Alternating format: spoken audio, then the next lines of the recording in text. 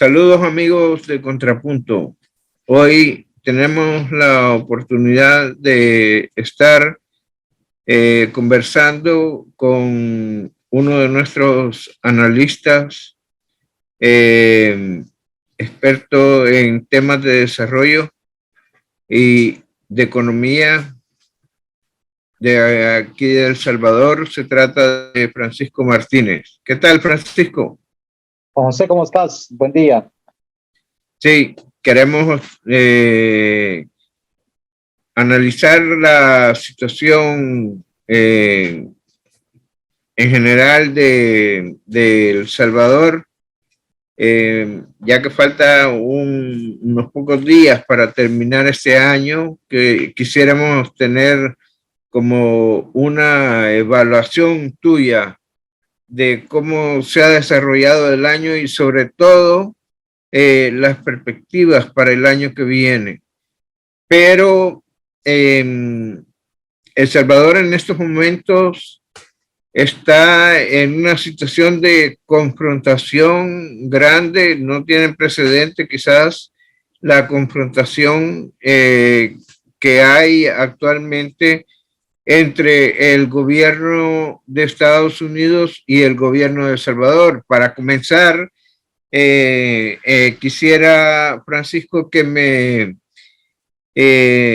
dieras tu opinión sobre este tema. Bueno, sin duda esa es como la nota del día, ¿verdad? Lo que ayer fue, digamos, ya la tarde, desde media mañana que salió la noticia de la medida que adoptaba Estados Unidos respecto a dos funcionarios locales, por un tema que es, digamos, uno de los puntos más álgidos de la transformación del país, que tiene que ver con el control de la violencia delincuencial.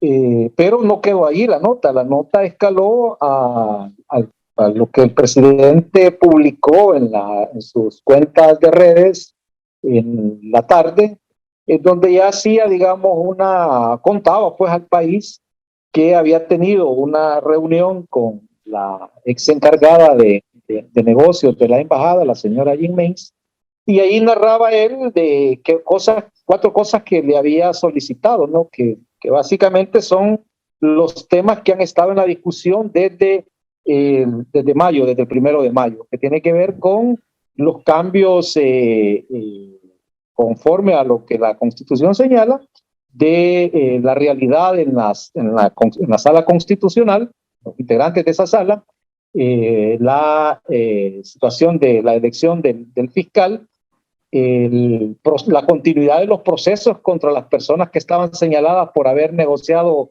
con pandillas, ¿verdad? Y los problemas de seguimiento a los casos de corrupción de los gobiernos anteriores, que básicamente son como los puntos que él señalaba. Ahora, yo creo que hay que ver esto en una perspectiva. Creo que sin duda no estamos acostumbrados como país o como ciudadanos a que se dé esta situación tan virulenta, ¿no? Tan confrontativa, porque el país quizás lo esperó con el primer año del gobierno del FMLN, ¿verdad? Que creyó que la situación iba a escalar a un enfrentamiento directo, porque hay que decirlo, o sea, no son las mismas agendas. O sea, si hablamos de salir a un país en vías de su propio destino y construcción de su enfoque de desarrollo, por supuesto que vas a chocar con los programas que algunos consideran que debes hacer. O sea, hacer lo mismo sería seguir en lo mismo, y básicamente para cambiar las cosas hay que hacer las cosas de forma distinta, y eso es básicamente en el fondo lo que hay en la discusión. Este gobierno básicamente plantea una agenda diferente a lo que se había venido haciendo después de la firma de los acuerdos de paz. Y creo que Francisco, hay una discusión a tener en cuenta, ¿no? Francisco, solo quería interrumpirte porque hoy en la mañana salió también que el gobierno, más bien la Secretaría del Tesoro, creo que se llama, o el Departamento del Tesoro de Estados Unidos, había incluido a funcionaria Carolina Recinos en la misma lista. Entonces, sin duda, ya es una persona muy, muy cercana al presidente Nayib Bukele. Sí, pero digamos, en el caso de él, no lo cité porque ya estaba en la lista, digamos, anterior, ¿verdad? En la lista Engel. Entonces, es parte de esa reacción. Ahora, creo que lo que hay que tener en cuenta aquí es lo que ha sucedido en el año. Por eso no podemos descontextualizar esto que está sucediendo como reacción a lo que ha sucedido desde las elecciones del 28 de febrero. Creo que ahí está la génesis de esta problemática. ¿Por qué? Porque al final lo que el presidente Bukele logra en las elecciones del 28 de febrero es control de la realidad política, de la correlación de fuerzas para impulsar su programa de gobierno. Eso es básicamente lo que él logra. ¿Cuáles eran los obstáculos? Los obstáculos estaban en aquella correlación desfavorable con la que le tocó gobernar casi 2 años.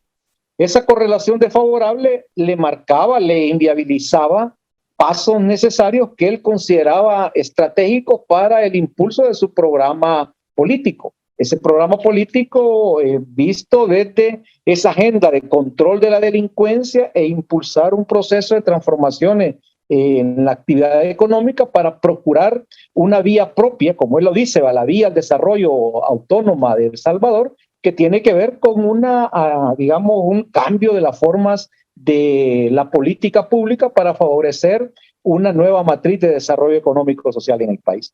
Con la vieja correlación no lo podía hacer y lo vimos durante los meses de pandemia, que es donde se evidenció de mejor forma esa, digamos, confrontación que no le permitían al gobierno desarrollar todas sus acciones. Podrá decirse de todo, hay quienes sitúan esto en aquellos hechos de febrero del año 19, ¿verdad? Perdón, del año 19, en donde le señalaban a él el tema de haber llegado a la asamblea e irrumpido violentamente, ¿verdad?, al recinto legislativo, sacrosanto recinto legislativo. Entonces, creo que ha habido ahí, pero el año pasado se evidenció claramente esa confrontación. La sociedad, el electorado salvadoreño mayoritariamente tomó la decisión de poner a disposición del liderazgo del presidente Bukele una nueva correlación de fuerzas. Y esa nueva correlación de fuerzas, el gobierno, el presidente, la ha tenido que tomar una opción. ¿La usa o no la usa?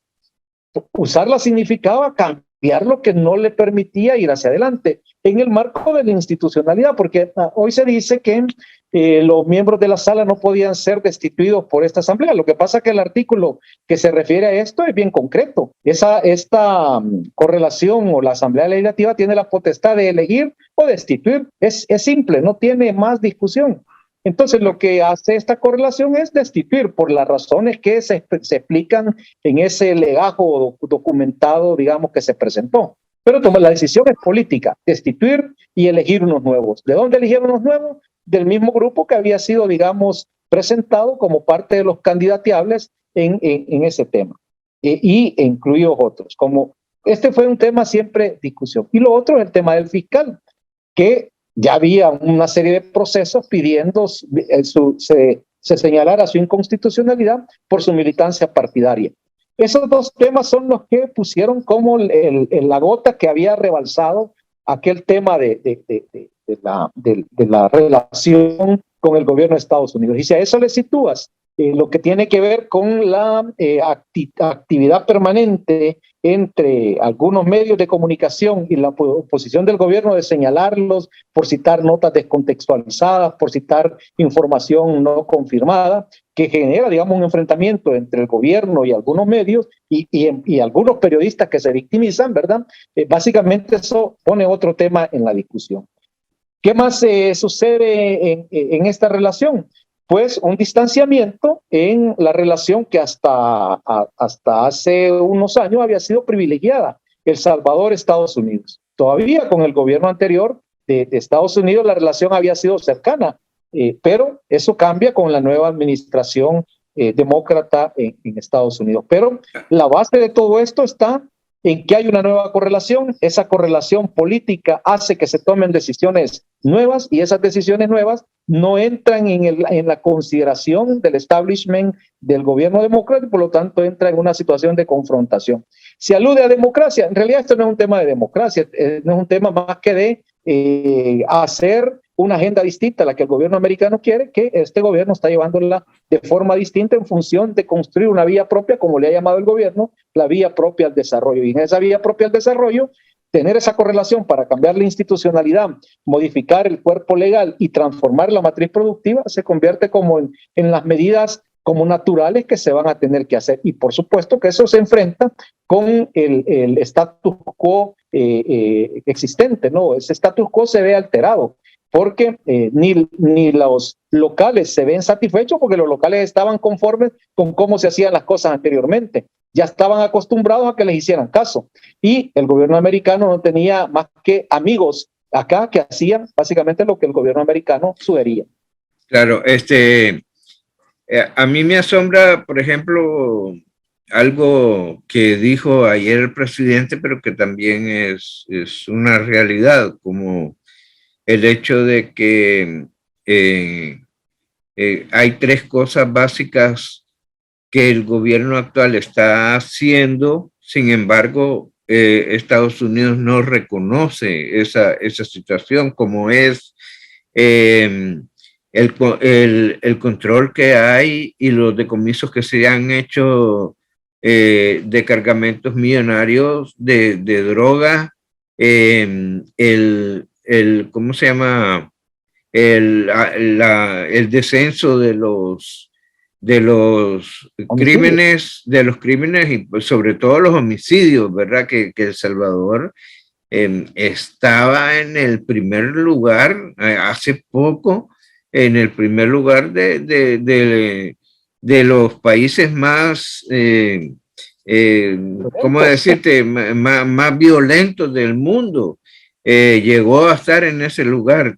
También lo otro es que el gobierno manifiesta y se ve que su manifestación también se está materializando en el desarrollo económico local para impedir o para ayudar a que la gente no huya de El Salvador. Entonces, ¿cómo es que Estados Unidos no puede reconocer esta situación?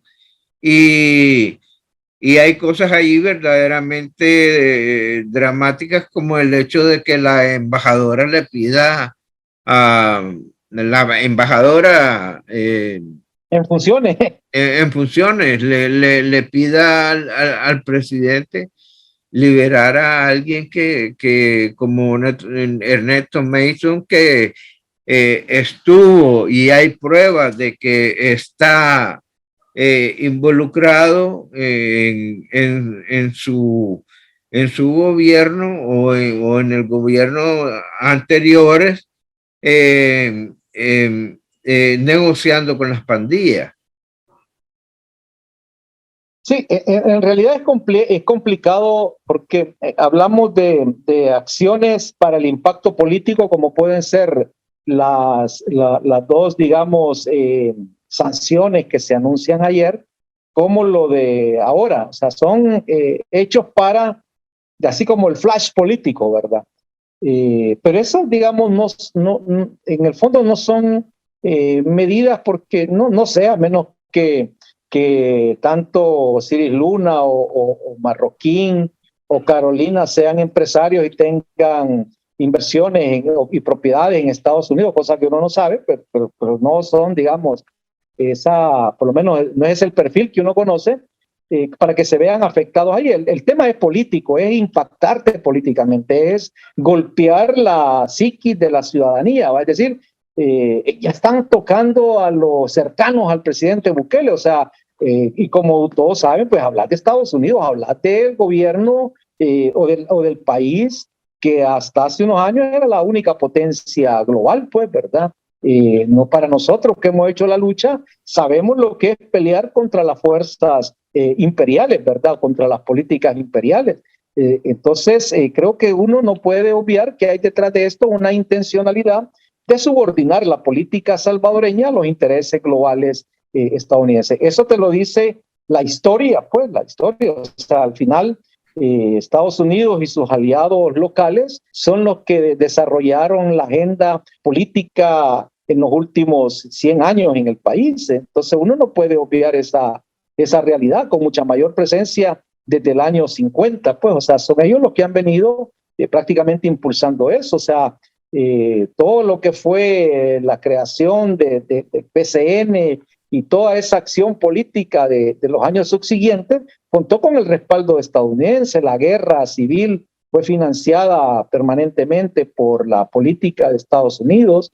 No hubo de parte de Estados Unidos el compromiso pleno con el desarrollo económico en la posguerra, o sea, se conformaron simplemente con el que se superara la parte armada, pero no se le dio el tratamiento y el seguimiento necesario para que los temas económicos y sociales fueran abordados en la posguerra. Y entonces los problemas que se vinieron son los que hoy tenemos, o sea, en un país cuyos principal política en los últimos 30 años ha sido la expulsión de salvadoreños. O sea, claro. Eso es, digamos, la realidad, o sea, ahí están los hechos. El país ha tenido como prioridad expulsar a su gente porque el modelo de desarrollo que prometió Arena en el año 89 fracasó en 5 o 6 años después. Si el FMLN no fue gobierno en el 99 es porque la división interna impidió que Héctor Silva fuera presidente. Si Héctor Silva hubiera sido el candidato presidencial en aquella coyuntura, Arena no hubiera ganado un tercer periodo. O sea, Arena gobernó un tercer y un cuarto periodo gracias a la visión y a la miopía conservadora del FMLN de aquel momento. Claro. Entonces, cuando no se le dio solución a los problemas que el país tenía, que tenían ya que ver con esa falta de desarrollo local, como tú lo estabas diciendo, de inversión, de atracción de nuevas inversiones, de atraer una nueva visión del desarrollo, cuando no se atendió los problemas de la gente, eso se fue transformando en una situación social convulsa, delincuencial, que terminó, digamos, interrelacionada con aquellas prácticas de violencia pandilleril de los Estados Unidos, con todos los retornados que empezaron a ser, digamos, expulsados de Estados Unidos, tirándolos para acá, que con sus prácticas vinieron a desarrollar el mismo modelo de pandillas de Estados Unidos, vinculadas a narcomenudeo o a otras acciones de delincuencia, más la vinculación con el crimen local, ¿verdad? Con esta disputa por territorios y distribución de droga, de una droga que va para ese mercado, ¿verdad? Pero que necesita estaciones de paso, que son las que aquí terminan siendo parte de este clima de violencia que el país vive. Entonces, ahora, espérame un momentito, porque aquí hay una situación bien interesante. A pesar, y es uno de los tweets que escribe ayer el presidente de la República, que dice que a pesar de todos los problemas de confrontación que se dio con la anterior encargada del negocio, él recibe al que queda en lugar de ella. ¿Y cómo se llama? Y ahí se dan la mano y el presidente mismo dice que está dispuesto a desarrollar o a reparar la mala relación con Estados Unidos que se había creado anteriormente. Entonces, ¿cuál es el futuro ahí? ¿Cómo ves esa perspectiva a partir de ese hecho que sucedió antier, digamos? Sí, lo que hay que tener en cuenta es que hay una lectura no terminada de cómo está el país y la región centroamericana en estos momentos. Creo que Estados Unidos, los funcionarios del gobierno deberán hacer una nueva lectura para poder entender lo que está sucediendo en la región. O sea, bueno, de hecho, solo entender lo que pasa hoy en Estados Unidos requiere una atención de ese partido que hoy gobierna en Estados Unidos para poder darle respuesta a los problemas de desigualdad que tiene su sociedad y que son los que están llevando a esta situación convulsa en Estados Unidos mismo y que tiene unos serios problemas de continuidad democrática. Pues, o sea, hay una amenaza democrática también en sus propias tierras, ¿verdad? Producto de problemas no resueltos, problemas de desigualdad no resueltos. Eso también se replica en nuestros países, o sea, el cambio de gobierno, el cambio de correlación política que se ha dado en los últimos 2 años en El Salvador es el resultado de un hastío de la sociedad, un cansancio de la sociedad que necesitaba una situación diferente. Defraudada por la izquierda del FMLN, la sociedad había quedado gastada en su moral, perjudicada en su esperanza, robada en su fe, ¿verdad? Y en su confianza por un país mejor y prácticamente condenada al sacrificio. Eso era lo que tenías en este país. Irrumpe la figura de Nayib Bukele y Nayib Bukele recupera el ánimo de cambio, la esperanza de poder hacer las cosas distintas. Y eso es lo que él ha logrado capitalizar. Más allá de si es de izquierda, si es de derecha, esta es una cosa que no está en la discusión en este momento, pero que sí lleva adelante un programa con una serie de medidas que podrían considerarse de corte populista, pero que son los mínimos que la gente necesita para poder sentirse tranquila. No es suficiente, porque para eso hay que generar condiciones que puedan llevar a propiciar empleo de calidad, ingresos, una situación que le dé satisfacción a los problemas de educación que tenemos, a los problemas de salud que todavía tenemos y a los problemas de inserción en diferentes espacios de la vida social y económica. Eso quiere decir con crear espacios de oportunidad en igualdad de condiciones para todos los salvadoreños y salvadoreñas. Este gobierno o este presidente, este líder que tenés ahora, que digamos recoge esta situación del descontento social, básicamente es lo que permite crear un nuevo momento de la política y de la fijación de los intereses de las personas. Y creo que ahí es donde la lectura que hace el gobierno de Estados Unidos no aterriza en por qué las cosas están sucediendo. Y luego hay una lectura sesgada respecto a estos temas de democracia. O sea, la democracia en el mundo es un tema en discusión porque la gente no está cansada de ir a elecciones y que no le resuelvan. La gente está cansada de que digan que hay partidos de izquierda pero que terminan gobernando para la derecha. La gente está cansada de hacer grandes luchas sociales y que al final no terminan en soluciones los problemas por los que empiezan las luchas. Entonces, imagínate nosotros que somos de la generación que hizo la guerra. Imagínate después de hacer la guerra, de haber visto a tantos compañeros nuestros caer en la lucha, después de haber conocido nosotros mismos que pasamos la cárcel, ¿verdad? Que fuimos víctimas de esa odio de las clases dominantes contra los sectores populares. O sea, nosotros queríamos que estas cosas cambiaran. O sea, muchas de las cosas, yo, por ejemplo, creo que este gobierno lo que hace es retomar buena parte de la agenda histórica de los luchadores sociales durante de las generaciones de los últimos 70 años. El idealismo transformador, liberal, reformista, lo retoma este gobierno. Ahora, creo que aquí es donde esas son las cosas que no logra entender la dinámica del ojo de Estados Unidos para su visión de lo que sucede en el país. ¿Qué otras cosas no logra entender? Porque uno se queda sorprendido.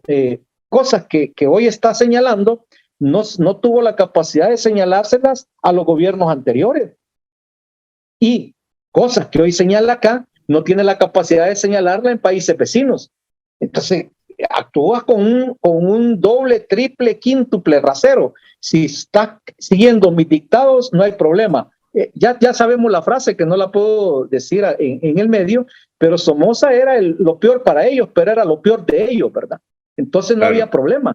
Era su Somoza. Entonces, sí, como este no es el de ellos, entonces es el peor. No importa que las cosas para la gente puedan tener un significado de importancia. Y creo que ahí es donde hay que tratar de comprender la necesidad de ver el país en esta realidad, digamos, distinta. Hoy, por ejemplo, ante los cambios, ven en Honduras la posibilidad de incidir lo que sucede en Honduras. A veces uno dice, bueno, hay una situación complicada, porque creen que van a gobernar en ese país que tiene estas características distintas. Yo citarte una cosa que me pareció importante en la reflexión de un estudio que presentó el doctor Picardo hace unos días, que tiene que ver con la gráfica donde la mayoría de personas dice que siente que habrá un mejor futuro en el país, que no se va a ir del país, ¿verdad? Que se siente orgulloso de ser salvadoreño, que el futuro será mejor, que no está frustrado, o sea, se siente animado y que se siente optimista. O sea, cuando uno lee esa gráfica, para mí, de todo el estudio, yo recojo esta impresión porque cuando uno entra a la lógica de vivir, esta gráfica es clave. O sea, hay razones para ser salvadoreño ahora. Eso no lo teníamos hace unos años. Claro, Francisco, me queda poco tiempo, pero en poco tiempo te quiero consultar. ¿Cómo ves el año que viene? ¿Cómo ves el camino para el futuro y los años que les quedan al presidente Bukele en el gobierno? Yo siguiendo esta gráfica que es la que más me deja marcada la impresión de ese estudio, ese optimismo se ve reflejado en la acción de este gobierno, y este gobierno es la expresión de la figura del presidente Bukele. Yo creo que cada vez va a ir siendo más clara esa lógica de la continuidad del presidente Bukele en el gobierno. Y esto es clave. Yo le hacía una pregunta hace unos días a unas personas: ¿cómo se sienten con la continuidad del presidente Bukele en el siguiente periodo de gobierno? Y la respuesta mayoritaria fue seguridad. Ya les había hecho antes la pregunta de cómo se sienten si no fuera Bukele el que siguiera en el gobierno. Inseguridad.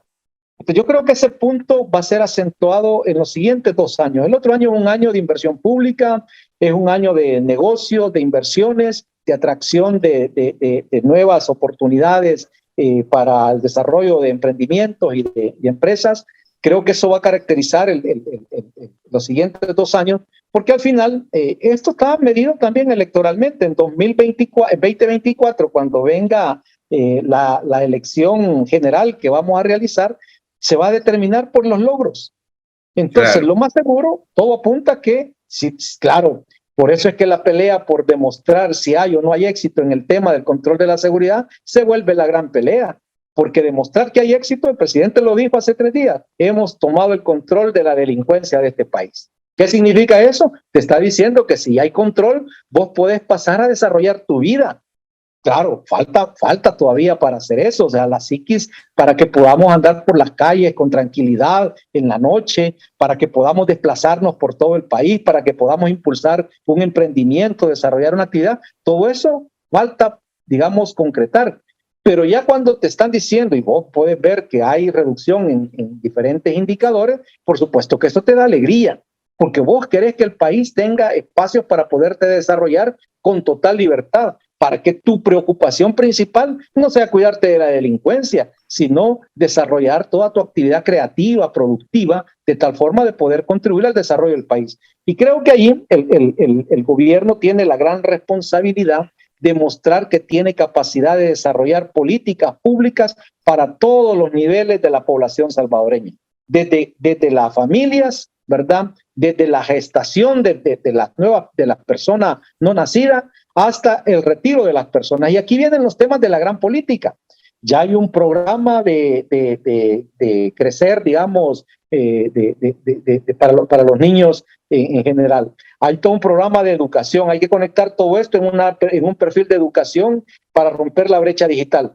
Pero en el transcurso de la vida también requiere deporte, requiere ocio, requiere cultura, requiere educación, requiere formación profesional, requiere espacio, requiere vivienda, requiere desarrollo territorial, y para las personas mayores requiere pensiones. Y aquí están, digamos, los grandes temas que están pendientes. Creo que el gobierno en algún momento del próximo año, porque no lo veo en la discusión, quizás hablemos después del tema presupuestario, pero va a tener que hablar de la necesaria reforma fiscal que El Salvador necesita para darle continuidad y apuntalar todos estos cambios que una visión de desarrollo humano requiere. Ahora, eso no puede ser en el aire, eso tendrá que ser en el marco de un proceso de amplia participación con diferentes sectores. Creo que en ese sentido, las expresiones organizadas de la sociedad, no la ONG.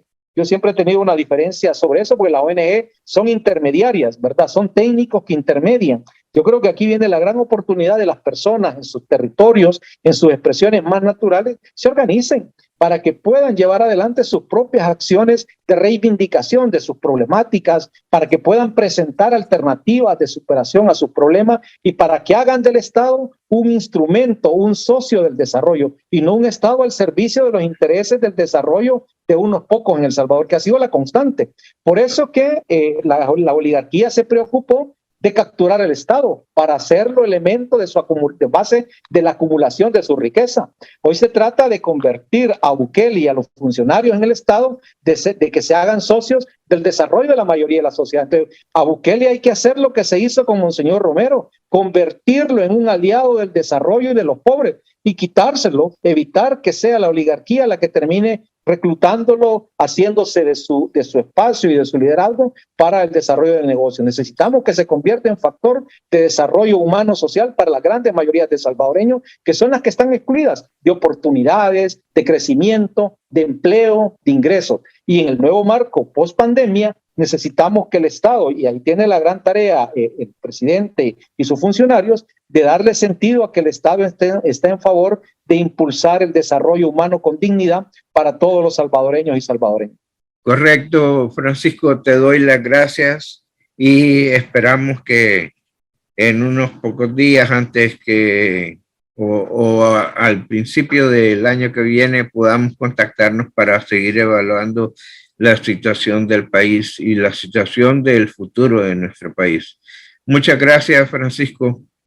Gracias, Juan José, gracias a tu teleaudiencia. Un saludo en estos días de festividad de fin de año. Hay que pasarla bien, hay que tomar las medidas de precaución porque la pandemia sigue siendo la dominante y hay que tomar las medidas para evitar enfermarnos y prepararnos para poder participar y hacer de esta realidad política una realidad política que nos permita transformar las condiciones de empobrecimiento a las que nos han sometido históricamente. Gracias, Francisco. Muy amable.